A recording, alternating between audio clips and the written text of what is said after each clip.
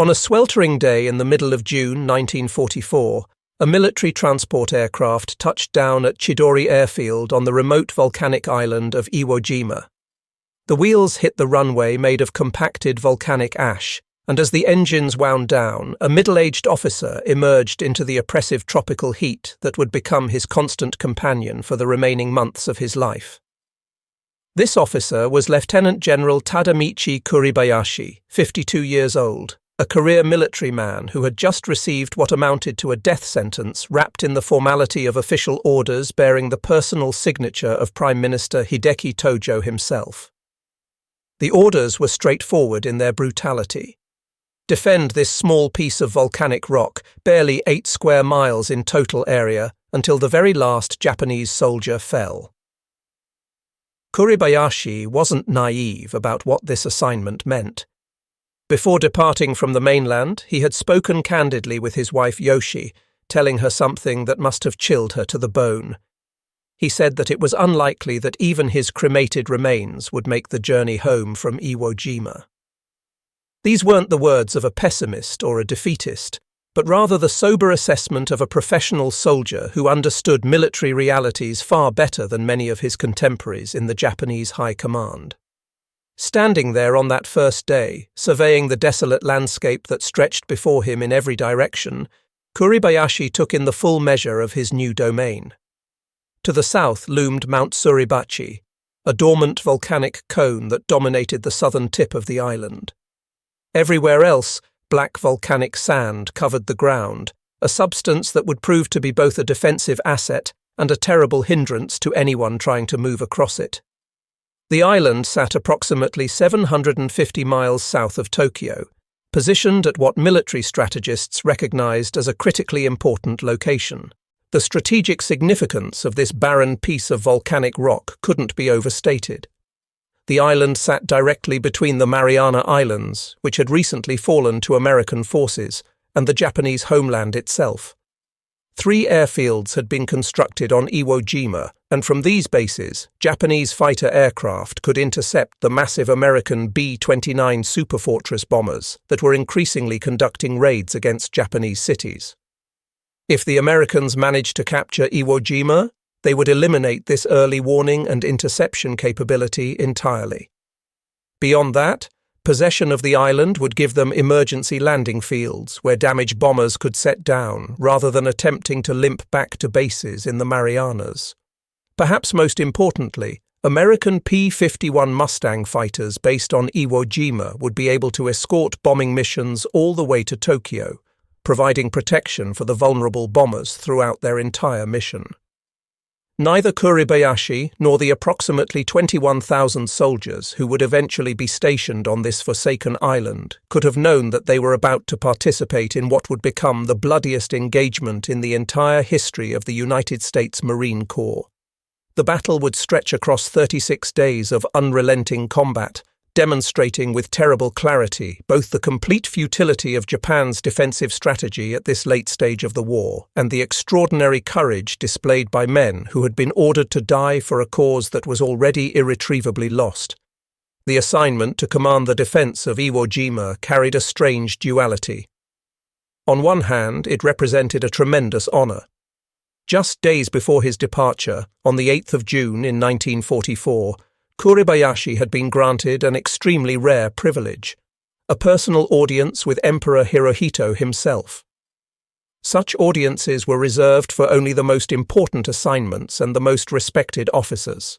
Yet historians who have studied this period, scholars like Kumiko Kakehashi, have suggested that there might have been more sinister motives behind Kuribayashi's selection for this particular command.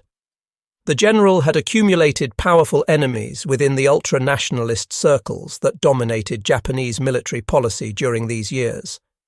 The source of this enmity lay in Kuribayashi's past experiences and the conclusions he had drawn from them. From 1928 to 1930, he had served as deputy military attaché in the United States, a posting that had exposed him to American society in ways that few Japanese officers had experienced. He had travelled extensively across the country, observing American industry, infrastructure, and way of life. He had even studied at Harvard University, one of America's most prestigious institutions. What he saw during those years had made an indelible impression on him, leading him to conclusions that many of his fellow officers considered dangerously defeatist. In letters to his wife during that period, Kuribayashi had written words that would later mark him as a realist in a military establishment that prized ideology over practical assessment. He told her that the United States was the last country in the world that Japan should ever consider fighting. He described American industrial potential as huge and fabulous, noting that the American people were energetic and versatile in ways that gave them enormous advantages.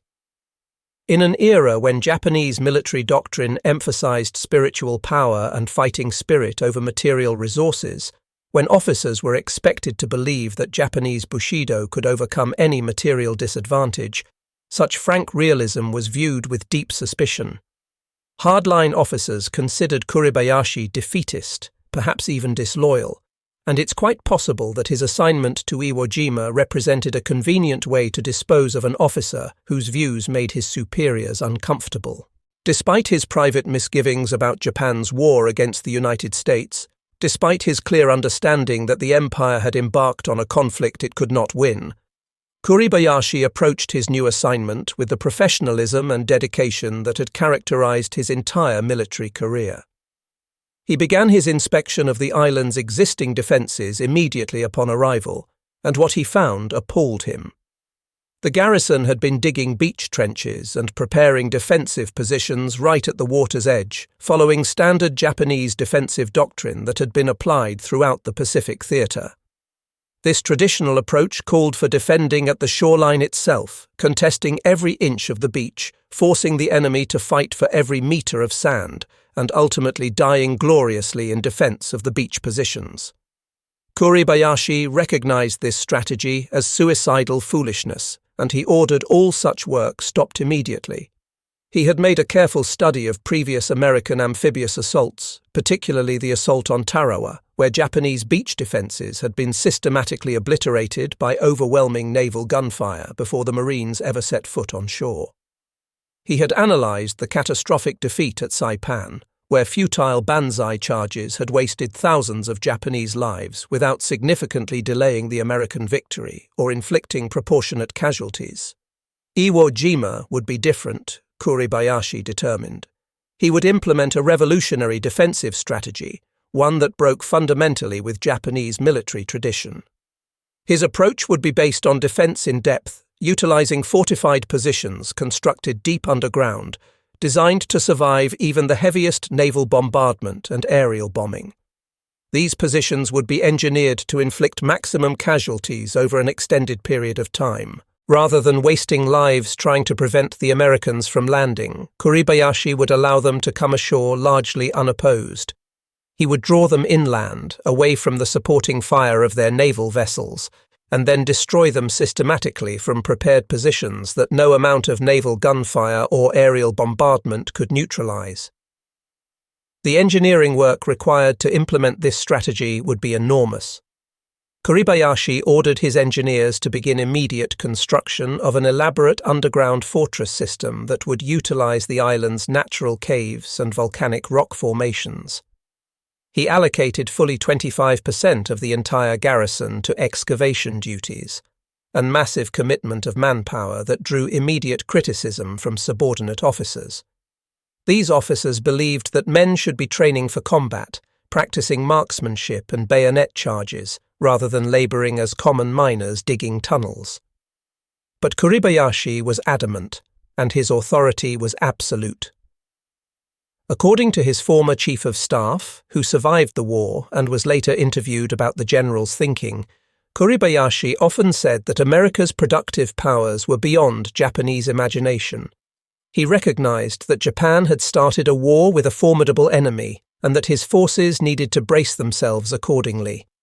This wasn't pessimism, it was clear-eyed realism about the enormous disparity in industrial capacity and resources between the two nations. The engineering project that unfolded over the following months represented one of the most sophisticated defensive fortification efforts undertaken anywhere in the Pacific War.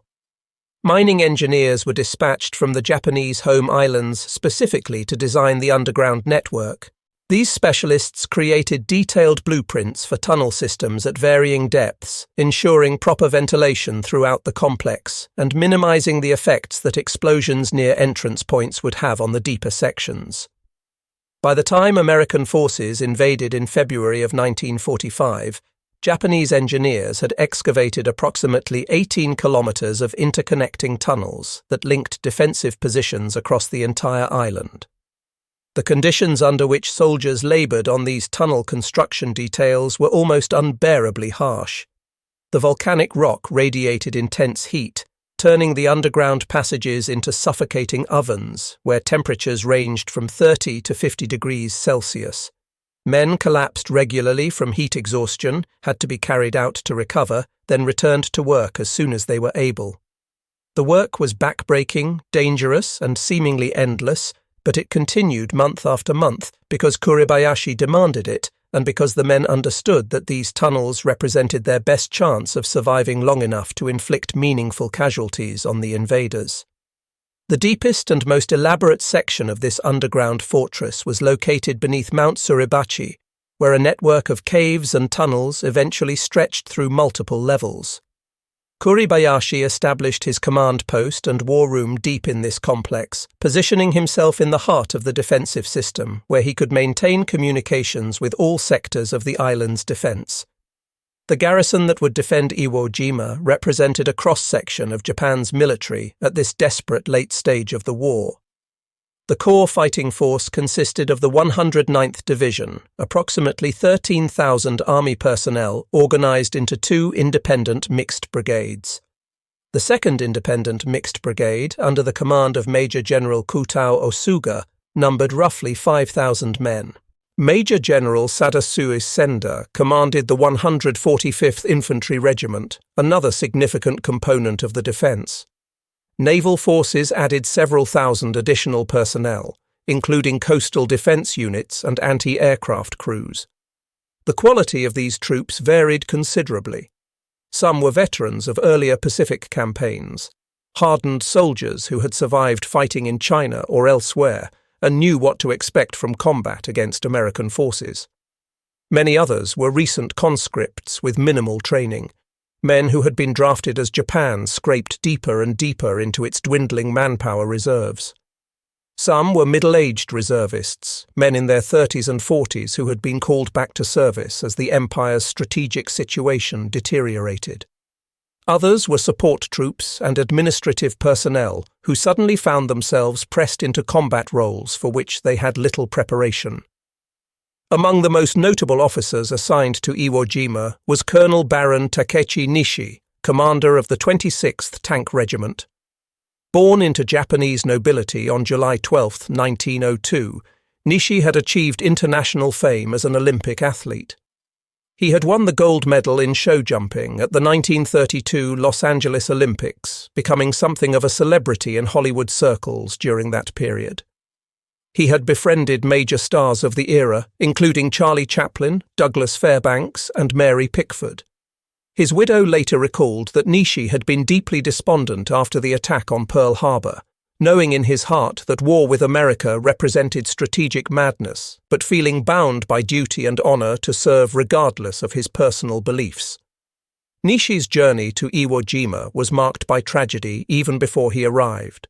On July 18, 1944, while sailing from Busan, Korea, toward Iwo Jima, the transport ship carrying his tank regiment was torpedoed by the American submarine USS Cobia.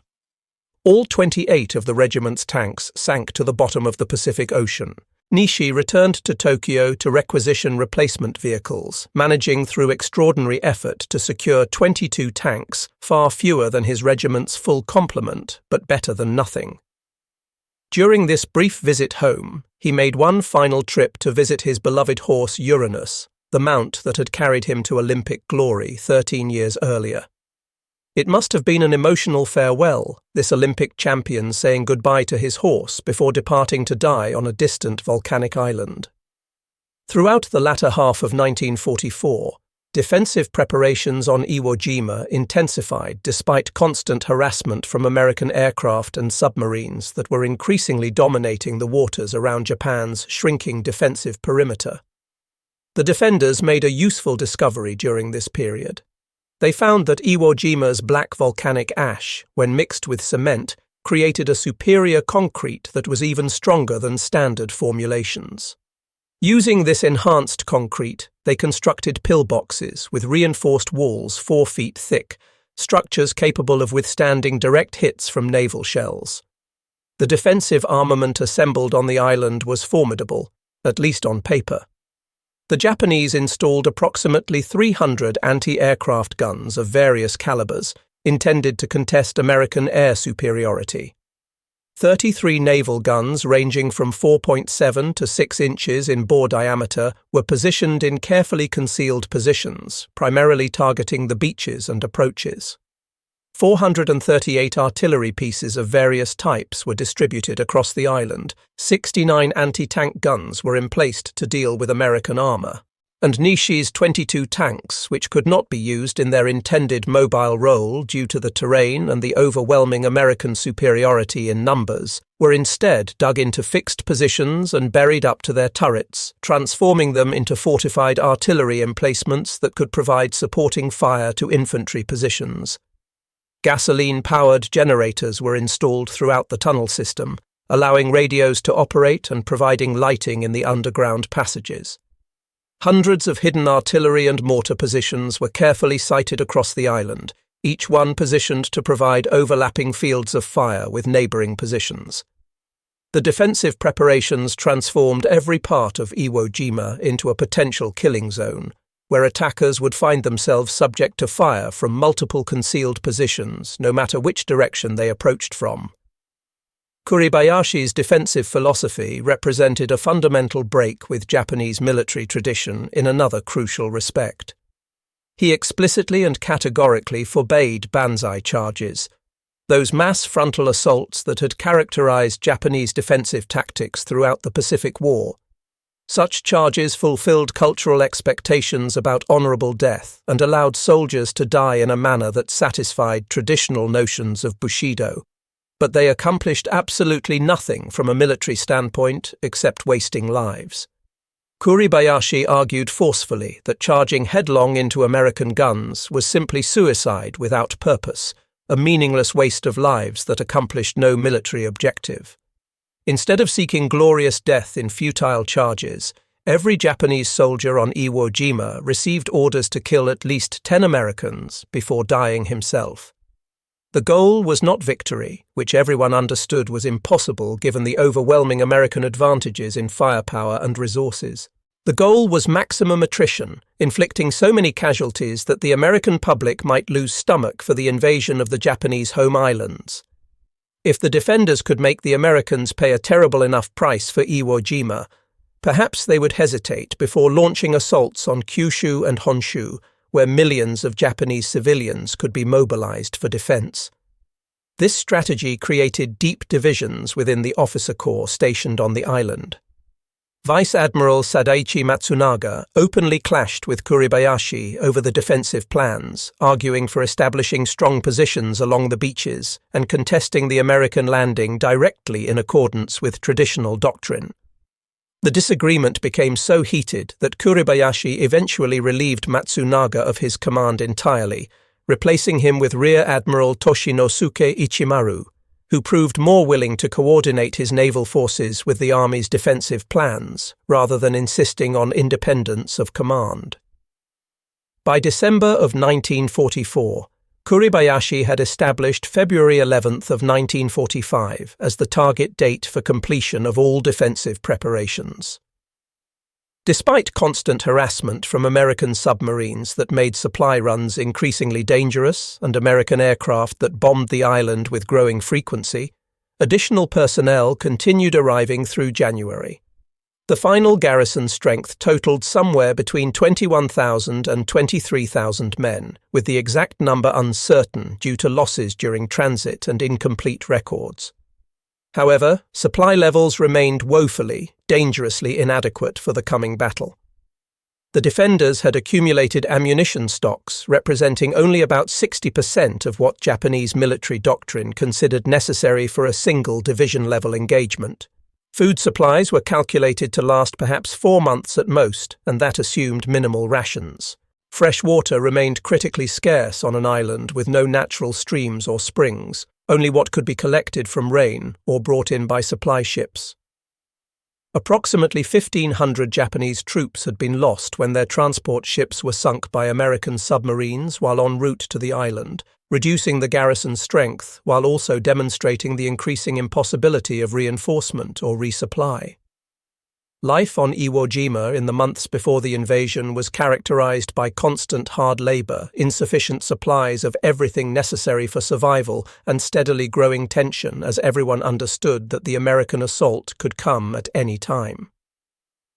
Soldiers lived in the caves and tunnels they had excavated, sleeping on volcanic rock, breathing sulfur-tainted air that permeated everything. The island had earned its name, which meant Sulphur Island in Japanese, from the volcanic gases that seeped from vents and cracks throughout the terrain. There were no trees on the island, no vegetation beyond sparse scrub grass that struggled to survive in the inhospitable volcanic soil. The heat was relentless, day after day of oppressive temperatures that sapped energy and made every physical task exhausting. Men developed heat rash, dysentery, and various tropical diseases. Medical supplies were strictly limited, insufficient even for current needs and woefully inadequate for what would be required once the battle began. Poor nutrition combined with unsanitary conditions took a terrible toll on the garrison's health, with many soldiers dying of disease before American forces ever appeared on the horizon. Yet despite the hardships, despite the terrible conditions and the certainty of what was coming, Kuribayashi insisted on sharing every privation alongside his men. He refused any special privileges or comforts that were not available to the lowest-ranking private in his command. According to former subordinates who survived the war and were later interviewed, General Kuribayashi regularly visited wounded enlisted men in the makeshift hospital facilities, behavior that was virtually unheard of for an officer of the general staff in the highly stratified Japanese military. When water rations were reduced due to supply shortages, Kuribayashi accepted the same limited allocation as everyone else under his command. The letters that Kuribayashi wrote home during this period provide a window into the mind of a thoughtful man who loved his family deeply, worried constantly about their future, and had accepted his own death as a necessary sacrifice. In November of 1944, he wrote to his wife Yoshi in words that demonstrated he harbored no illusions whatsoever about his fate or the battle's likely outcome. He told her that she must not expect his survival, that the enemy would surely land on the island soon, and that once they did, the garrison would follow the same fate as the defenders of Attu and Saipan, both of which had resulted in the near-total annihilation of Japanese forces. He wrote that their officers and men understood death very well, that he was sorry to end his life fighting against the United States of America, but that he wanted to defend the island as long as possible to delay American air raids against Tokyo. He instructed her to watch her health and live long, noting that the future of their children would not be easy and asking her to take care of them after his death. These were not the words of a fanatic seeking glorious death, but rather those of a devoted father and husband who understood that duty required his sacrifice and who wanted to ensure his family would be cared for after he was gone. They reveal a man caught between love of family and duty to nation, choosing duty while mourning what that choice would cost those he loved. Beginning on June 15, 1944, American B-24 Liberator and B-25 Mitchell bombers began raiding the island, and these attacks continued for 74 consecutive days, making it the longest sustained pre-invasion bombardment of any target in the entire Pacific War. Wave after wave of bombers attacked the airfields, cratering the runways and destroying surface structures. The attacks were relentless, but they had sharply limited effectiveness against the underground fortifications that represented the heart of Kuribayashi's defensive system. American intelligence assessments during this period severely underestimated both the sophistication of defensive preparations and the actual strength of the garrison. Reconnaissance photographs showed cratered airfields and destroyed buildings, leading American planners to conclude that months of sustained bombing had significantly degraded Japanese defensive capabilities. Intelligence estimates suggested the garrison numbered perhaps 13,000 to 15,000 troops, well below the actual strength. More critically, aerial photographs could not penetrate underground to reveal the extensive tunnel network that had been excavated over the past months. American planners had no real understanding of what awaited their Marines. February 16, 1945, marked the beginning of the final assault phase. The pre-invasion naval bombardment began with battleships, cruisers, and destroyers moving into position and unleashing devastating firepower against the island. Major General Harry Schmidt of the Marine Corps, who would command the landing force, had requested 10 full days of heavy naval bombardment to properly soften the defences. Instead, he received approval for only 3 days, and even that abbreviated bombardment was impaired by poor weather conditions that limited visibility and accuracy. The Japanese defenders took shelter deep in their tunnels, waiting out the storm of steel that rained down on the surface above them. On February 17th, 12 LCI gunboats, specialized landing craft converted into floating artillery platforms, moved close to shore to provide direct fire support for underwater demolition teams who were reconnoitering the beaches and clearing obstacles. The Japanese had held their fire during the previous day's bombardment, but now they emerged from their positions and opened fire with everything available. The gunboats were devastated by the sudden barrage of artillery fire. LCI 449 was sunk outright, while several other craft were severely damaged. Total casualties among the gunboat crews reached 170 men, a terrible price to pay. But the sacrifice revealed the locations of many hidden Japanese gun positions, allowing the battleships Tennessee and Idaho to move within 2,500 yards of shore on February 18th and pulverize specific targets with devastating accuracy. Inside the tunnels, the experience of the naval bombardment tested the defenders' endurance and sanity in equal measure. The entire mountain seemed to shake with each impact of heavy shells. Dust and debris fell constantly from tunnel ceilings, and men worried that cave-ins might entomb them alive even before the battle properly began. Some prayed, others sat in silence, and still others wrote final letters to families they knew they would never see again. The Americans fired approximately 22,000 shells at Iwo Jima during the 3-day pre-invasion bombardment, each impact a reminder of the overwhelming industrial might arrayed against the defenders. Yet Kuribayashi's defensive strategy proved sound. The underground positions survived largely intact, their garrisons shaken but ready to fight. At precisely 8:59 in the morning on February 19, 1945, the first wave of Marines from the 4th and 5th Marine Divisions hit the beaches on the southeastern shore of Iwo Jima. The amphibious tractors seemed to stretch to the horizon, wave after wave approaching the shore in what appeared to be an endless procession. Offshore, the supporting fleet represented an assembly of naval power beyond anything the defenders had ever witnessed. Hundreds of ships of every type, from massive battleships to small patrol craft, all gathered for this single assault. The landing craft struggled through heavy surf and up the steep beaches. Marines jumped from their tractors and immediately sank ankle-deep into the loose volcanic sand, struggling to move inland. The volcanic ash was so soft and loose that it provided almost no traction. Vehicles floundered and bogged down, unable to gain purchase on the unstable surface. Men exhausted themselves trying to run or even walk quickly through sand that seemed determined to hold them in place. Kuribayashi's orders for this moment had been explicit and had been drilled into every defender. Let the Americans land unopposed. Let them pack onto the beaches, concentrating their forces in the most vulnerable possible position, and then open fire with everything available, turning the beaches into a killing zone from which there would be no easy escape. For nearly 30 minutes, the Marines advanced with surprisingly light resistance, encountering only scattered rifle and machine gun fire. Some began to think that perhaps the bombardment had been more effective than expected, that maybe the Japanese were fewer in number or less determined than intelligence had suggested. Then Kuribayashi gave the order to commence the main defensive fire, and every artillery piece, every mortar, every machine gun position that had been carefully registered on the beaches opened fire simultaneously. The beaches transformed into hell on earth within seconds. Marines dove for cover that simply did not exist on the open volcanic sand. Japanese artillery, pre-registered on every sector of the beach during months of careful preparation, fired with devastating accuracy. Machine gun fire swept the approaches to the terrace marking the edge of the beach plateau.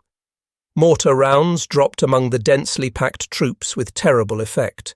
Men fell by the dozens, then by the hundreds. By the end of that first terrible day, approximately 30,000 Marines had landed on Iwo Jima, establishing a beachhead that stretched across the width of the southern end of the island. They had succeeded in cutting Mount Suribachi off from the main body of Japanese defences in the northern part of the island. But the cost had been tremendous and shocking even to veteran Marines who had fought on other Pacific islands. Over 500 Marines had been killed and more than 1,800 wounded on just the first day of fighting, casualty figures that exceeded anything that had been anticipated in the pre-invasion planning. That first night, the Marines prepared themselves for the massive banzai charges that had characterized Japanese defensive tactics in previous Pacific battles. At Tarawa, at Saipan, at Guam, the Japanese had launched suicidal mass attacks under cover of darkness, charging into American positions with fixed bayonets and hand grenades, seeking to overwhelm defenders through sheer ferocity and willingness to die. The Marines dug in, set up overlapping fields of fire, and waited tensely for the screaming hordes they expected to come pouring out of the darkness. But Kuribayashi's strict orders forbade such attacks. Only minor probing actions occurred during the night, small groups testing American positions, but nothing resembling the full-scale assaults that had wasted Japanese lives on other islands. The night passed relatively quietly, leaving Marines confused about the absence of banzai charges, but certainly grateful that they hadn't had to fight off mass attacks in the darkness. The battle for Mount Suribachi began in earnest on February 20th. The 28th Marine Regiment, assigned to capture this prominent terrain feature that dominated the southern end of the island, started the slow, brutal, grinding process of reducing the Japanese defences. Marines advanced yard by bloody yard, using flamethrowers to clear bunkers, demolition charges to collapse tunnel entrances, grenades to kill defenders sheltering in pillboxes. The Japanese fought from carefully prepared positions, falling back through connecting tunnels when their positions became untenable, then emerging to fight again from new angles.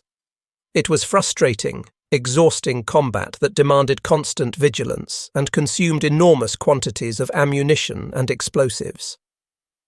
Colonel Kanehiko Atsuchi commanded the Mount Suribachi garrison of approximately 1,800 men, and he conducted the defence with skill and fierce determination. His men made the Marines pay for every metre of ground gained. By February 23rd, after 3 full days of continuous fighting that had cost hundreds of casualties, a Marine patrol finally reached Suribachi's summit. At 10:20 in the morning, they raised a small American flag they had carried with them, triggering cheers from Marines across the entire beachhead below, who could see the flag snapping in the breeze. Later that same day, a second patrol brought a much larger flag to the summit to replace the first.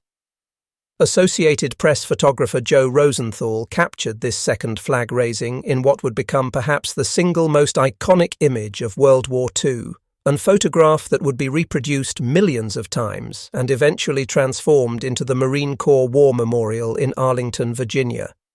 But for the Japanese defenders who remained alive in the tunnel complex beneath the mountain, the American flag flying overhead simply meant that their battle would continue underground in the darkness for as long as they could hold out. Isolated groups of soldiers would continue fighting in the Suribachi tunnel complex for weeks after the mountain's surface had been officially declared secured. The main body of Japanese defensive positions lay in the northern part of the island, where Kuribayashi had concentrated his strength in terrain that heavily favoured defenders. The northern highlands consisted of broken, tortured ground, deep ravines, rocky ridges, countless caves and crevices, all of which had been transformed through months of engineering work into an integrated killing zone with mutually supporting defensive positions that could provide crossfire from multiple angles. The Marines gave these northern strongpoints names that reflected the absolute horror of fighting there. The Meat Grinder, Turkey Knob, Hill 382, the Amphitheatre, Bloody Gorge. Each name represented a complex of fortified positions that had to be reduced through direct assault, with Marines advancing into carefully prepared kill zones where Japanese defenders waited in concealed positions. The 3rd, 4th and 5th Marine Divisions attacked these positions simultaneously, advancing slowly, painfully, against fanatical resistance that never wavered. The fighting in northern Iwo Jima introduced American forces to the full nightmare of Kuribayashi's defensive system.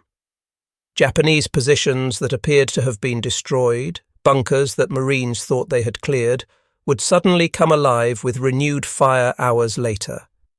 Defenders would emerge from tunnels to reoccupy positions, appearing seemingly from nowhere to shoot Marines in the back or from the flanks. The tunnel network allowed Japanese troops to move unseen beneath the battlefield, repositioning to reinforce threatened sectors or to reoccupy positions that Americans thought they had secured. Marines developed specialized tactics for this tunnel warfare, using portable flamethrowers to clear connected chambers and demolition charges to collapse tunnel sections and seal defenders inside. Flamethrower teams became absolutely essential to the advance despite suffering horrific casualty rates. By some estimates, flamethrower operators faced a 92% casualty rate, yet there was never a shortage of volunteers for these deadly assignments. Men understood that without flamethrowers, there was simply no way to clear the fortified positions that barred their advance. Marine tank battalions found their M4A3R3 flame tanks, specialized Shermans equipped with flamethrowers instead of main guns, in constant demand. These vehicles could pump jellied gasoline into cave entrances and pillbox apertures, incinerating anyone sheltering inside. By the end of the battle, the 5th Marine Division's flame tanks were expending between 5,000 and 10,000 gallons of napalm every single day, a staggering consumption rate that speaks to how heavily these weapons were employed. As February turned to March, the Japanese defensive position became increasingly desperate with each passing day. Casualties mounted relentlessly. Food supplies dwindled from inadequate rations to actual starvation levels. Water became so scarce that men suffered from severe dehydration even while fighting for their lives. Medical supplies ran out entirely, leaving wounded soldiers to suffer without even the most basic pain relief. Ammunition stocks for some calibers of weapons approached complete exhaustion. Yet somehow the defense continued, day after day, because Kuribayashi demanded it and because the men under his command remained determined to fulfill their duty even as their situation became utterly hopeless. Kuribayashi's strategy of maximum attrition was working, though at a cost that beggars description. American casualties mounted to levels that shocked commanders and stunned the American public when the news reached home. The general remained with his men throughout the ordeal, sharing their hardships, maintaining discipline and morale through force of personality and example, even as the situation deteriorated toward its inevitable conclusion. Baron Nishi, the Olympic champion who had once been celebrated in Hollywood, fought alongside his men in the Northern Highlands. On approximately March 22, 1945, Nishi was killed in action, though the exact circumstances of his death remain unknown and probably unknowable. His body was never identified among the thousands upon thousands of Japanese dead that littered the battlefield. Some accounts suggest he committed ritual suicide in the traditional manner when further resistance became impossible. Other accounts indicate he died leading his troops in combat, continuing to fight until he fell. Nishi was posthumously promoted to colonel and awarded the Order of the Rising Sun, third-class gold rays with neck ribbon, one of Japan's highest military decorations. By mid-March, American advances had compressed the remaining Japanese forces into an area of less than 1 square mile at the northern tip of the island. Despite the desperate situation, Kuribayashi's command structure remained surprisingly intact, with communication lines still functioning through portions of the tunnel network that had survived. On March 17th, the general sent what would be his final message to Imperial headquarters in Tokyo. His words were simple and devastating. The battle was approaching its end. The strength under his command was now reduced to about 400 men. American tanks had penetrated the last defense line at various sectors and were attacking the final stronghold, but his forces continued to fight. He apologized that they had not been able to defend the island successfully, then stated simply that they were still fighting. His message from the previous day, March 16th, had been even more poignant in its mixture of sorrow and pride. He wrote that he was very sorry because he could imagine the scenes of disaster unfolding in the Japanese Empire. However, he found some small comfort seeing his officers and men die without regret after struggling in this inch-by-inch battle against an overwhelming enemy supported by many tanks and subjected to indescribable bombardments. These were the words of a commander who had asked everything of his men and received it, who understood that they had fought as well as any soldiers could fight, and that their defeat stemmed from impossible circumstances rather than any failure of will or courage. The Americans declared Iwo Jima officially secured on March 26, 1945, exactly 36 days after the invasion had begun. But in truth, fighting continued for weeks afterward, as isolated groups of Japanese soldiers continued resisting from sealed cave systems deep underground. These men would emerge at night to scavenge for food and water, occasionally attacking small groups of Americans who strayed too close to cave entrances. American forces systematically sealed tunnel entrances with explosives, pumped seawater into cave systems to drown or drive out defenders, and used grenades and flamethrowers to clear underground positions one by one. The last organized resistance ended with Kuribayashi's death, which is believed to have occurred on March 26th when he personally led a final attack against American positions. This attack came on March 25th, when approximately 300 of Kuribayashi's surviving men mounted a final banzai charge, an action that directly contradicted every order the general had issued throughout the battle. Perhaps at the very end, with ammunition exhausted and death certain, traditional cultural imperatives reasserted themselves. Perhaps Kuribayashi chose to end his life in this manner rather than endure capture or commit suicide in a cave. We will never know for certain because Kuribayashi's body was never found or positively identified despite extensive searches after the battle. Rear Admiral Ichimaru also died during this final attack. His body likewise never recovered. The casualty figures from the battle shocked both nations when they were finally tallied. American forces suffered a total of 26,038 casualties, including approximately 6,821 deaths. Marine Corps casualties totaled 5,931 killed in action, died of wounds, or missing in action and presumed dead. This represented more than twice as many Marines as had been killed in all of World War I. An additional 209 deaths occurred among Navy corpsmen and surgeons who had been assigned to provide medical support to Marine units. Approximately 19,217 Marines were wounded, many of them grievously, suffering injuries that would affect them for the rest of their lives. This casualty toll represented something unprecedented in the Pacific War. Iwo Jima was the only major Pacific battle where American casualties exceeded Japanese casualties in total numbers, though Japanese combat deaths were still approximately 3 times American deaths due to the near-total annihilation of the defending garrison. For Japan, the cost was catastrophic beyond measure. Of the approximately 21,000 defenders who had been stationed on the island, only 1,083 survived the battle. A mere 216 were captured during the actual fighting, with the rest emerging from caves and tunnels in the weeks and months afterward, finally surrendering when starvation and thirst made further resistance physically impossible. In a testament to how deeply some soldiers had burrowed into the cave system and how determined they were to continue resisting, 2 Japanese soldiers remained in hiding until January 6, 1949, nearly 4 years after the battle had officially ended. They finally surrendered after years of living like animals in the tunnel system, isolated from all human contact, surviving on whatever they could scavenge.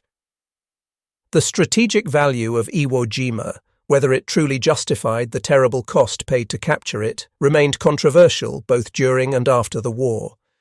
Supporters of the operation pointed to concrete results. By war's end, 2,251 B-29 Superfortress bombers had made emergency landings on the island, saving an estimated 24,761 airmen who would otherwise have ditched in the Pacific Ocean or crashed while attempting to limp back to bases in the Marianas on failing engines or with battle damage. The first B-29 to make an emergency landing touched down on March 4, 1945, even while fighting still raged in the Northern Highlands, demonstrating the immediate value of the captured airfield.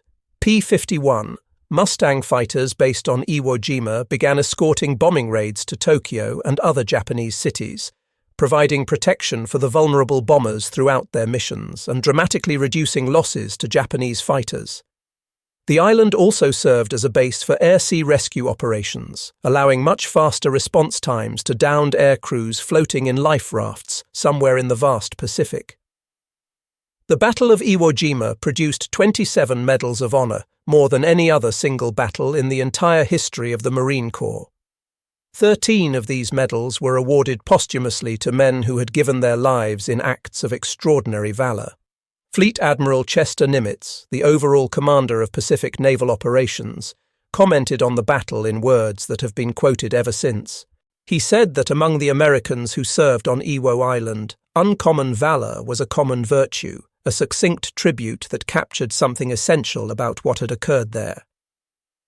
Beyond the immediate tactical and strategic results, the battle demonstrated with terrible clarity that Japanese forces could inflict horrific casualties even when facing overwhelming American superiority in firepower, air support, and logistics. Kuribayashi's tactics showed that determined defenders fighting from extensively prepared positions could extract an absolutely terrible price from attackers, regardless of the material imbalance.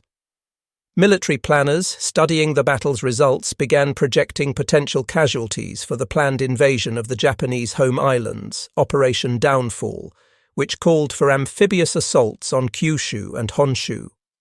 If the Japanese employed defensive tactics similar to what Kuribayashi had implemented, but on a vastly larger scale with millions of defenders, the projected American casualties ran into the hundreds of thousands, possibly exceeding 1 million men killed and wounded. These projections contributed significantly to the decision to use atomic weapons against Hiroshima and Nagasaki rather than launching the conventional invasion. For Japanese families of men who had died on Iwo Jima, the battle's aftermath brought only grief without any possibility of closure. The vast majority of the dead were never recovered or identified. Families received official notification that their loved ones had died in battle, but no bodies to bury, no graves to visit, no physical remains to honor in accordance with cultural and religious tradition. This inability to properly honor the dead carried special significance in Japanese culture, where Buddhist traditions emphasized the critical importance of proper burial rites and where the souls of those who died far from home without proper ceremony were believed to wander restlessly. Even decades after the war ended, Japanese search teams continued mounting expeditions to Iwo Jima to recover remains from the island's extensive cave system. Despite these efforts, the remains of more than 10,000 Japanese soldiers still rest beneath the island's volcanic soil, entombed in collapsed tunnels and sealed caves that have never been fully explored. In the immediate post-war years, the Battle of Iwo Jima remained largely forgotten in Japan, overshadowed by the overwhelming catastrophe that had befallen the nation. The Japanese people were consumed with the enormous task of rebuilding from total defeat, processing the horror of the atomic bombings and the firebombing campaign that had killed hundreds of thousands of civilians. The strategic bombing campaign overall had killed approximately 900,000 Japanese civilians. The atomic bombings of Hiroshima and Nagasaki alone killed an estimated 200,000 people, most of them civilians. In this context of almost incomprehensible national catastrophe, Iwo Jima was simply one more military disaster in a year filled with unprecedented defeats. Decades later, as Japan rebuilt and historians began seriously examining the Pacific War from multiple perspectives, attention began returning to the battle. Filmmakers and writers began exploring the defenders' perspective, trying to understand the experience of men who had fought courageously for a cause already lost. In 1970, Yoshi Kuribayashi, the general's widow, represented Japanese families of the war dead at a luncheon in Tokyo with American veterans. In a brief speech, she thanked the American veterans for their expressions of friendship and received a standing ovation from men who had fought against her husband. She later attended reunions in 1985 and 1995, meetings specifically designed to bring together former enemies in the spirit of reconciliation. The 1985 Reunion of Honor brought together aging veterans from both sides as old men whose wartime hatred had mellowed with decades of peace and perspective. They walked the battlefields together, visiting places where they had desperately tried to kill each other 40 years earlier. Japanese veterans showed American Marines the tunnel systems they had defended, explaining their defensive tactics and the engineering work that had gone into constructing the fortifications. American veterans explained their tactics for reducing these defenses, describing the terrible difficulty of fighting an enemy who seemed to be everywhere and nowhere. The meetings were intensely emotional, marked by tears, embraces, and shared prayers for the dead on both sides. Veterans spoke of finding peace through this reconciliation with former enemies. Similar reunions continued at 5-year intervals, building bridges of understanding and friendship between men who had once been mortal enemies. The physical island itself has changed relatively little since 1945, remaining largely in its battle-scarred state as an enormous memorial to all who fought there. Today, the island is officially known by its Japanese name, Iwo-to, after the Japanese government officially changed the name in 2007.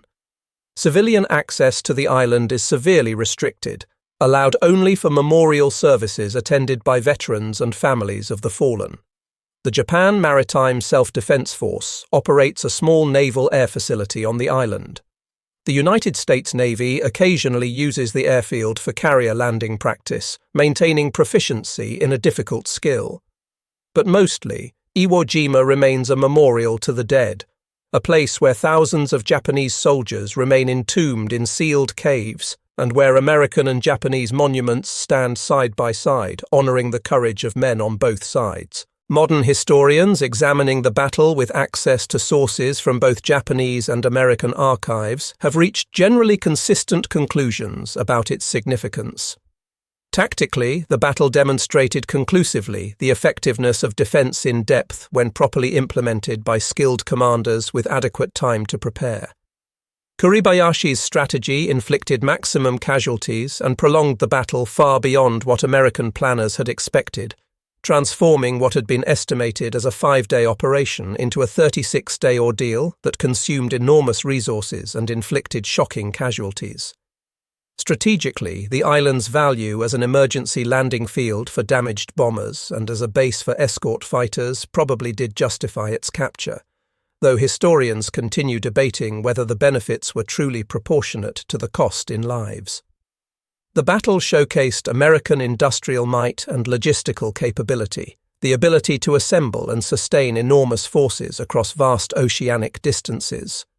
Simultaneously, it demonstrated Japanese tactical skill, engineering prowess, and the extraordinary determination of defenders fighting from extensively prepared positions with no hope of reinforcement or relief. Cultural memory of Iwo Jima differs dramatically between the United States and Japan. In America, the battle holds iconic status in military history and national consciousness, exemplified by Rosenthal's famous photograph and the Marine Corps War Memorial in Arlington, Virginia, that reproduces that image in bronze. Every Marine recruit learns about Iwo Jima during basic training, studying the battle as an example of Marine Corps courage and determination.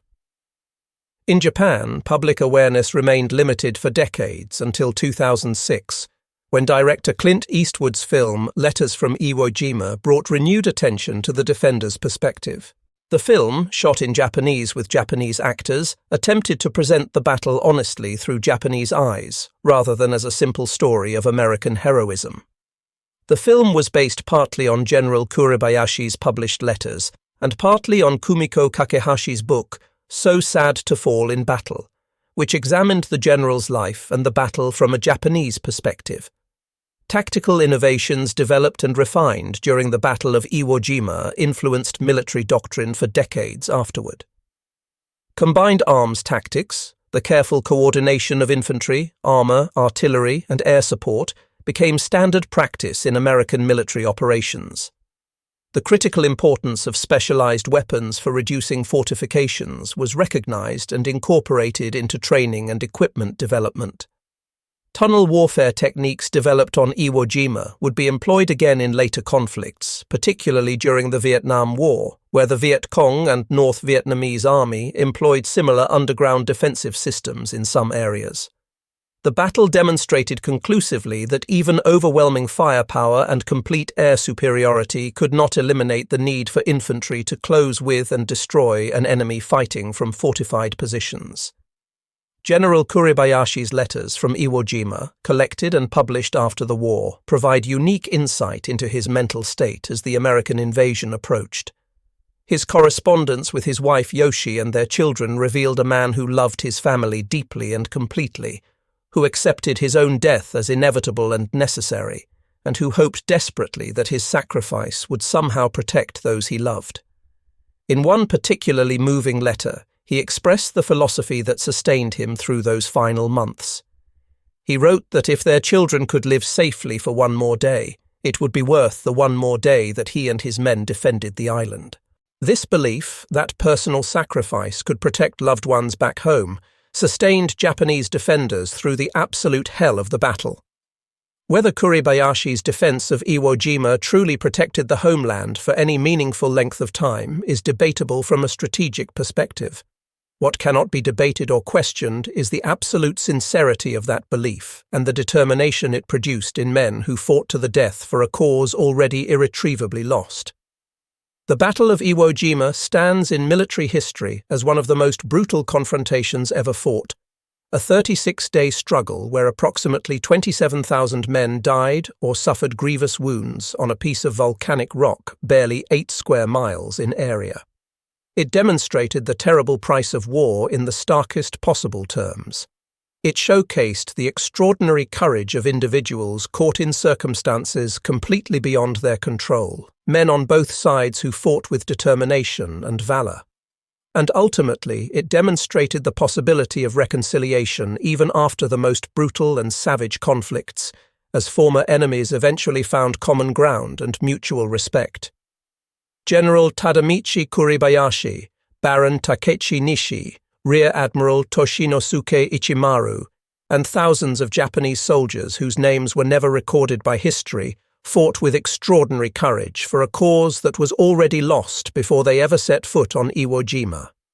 They followed orders they could not refuse, died for a homeland that would ultimately be saved not by their sacrifice but by Japan's unconditional surrender 4 months after Iwo Jima fell.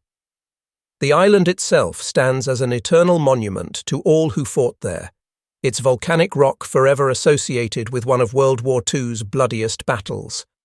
The tunnels that once sheltered desperate defenders now shelter only memories and the remains of those who never left, who remain entombed in the volcanic rock they fought so hard to defend. The beaches where Marines struggled through volcanic sand are quiet now, disturbed only occasionally by veterans making final pilgrimages or researchers visiting to pay their respects to those who fought and died there. Lieutenant General Tadamichi Kuribayashi died as he had lived throughout his military career, with honor, with courage, and with unwavering commitment to duty as he understood it. His body was never found despite extensive searches, but his legacy endures in multiple forms. It lives in the letters he wrote to his family, documents that reveal his humanity and his inner conflict. It lives in the respect accorded to him by the American Marines who fought against his defensive genius and came to understand the quality of the opponent they had faced.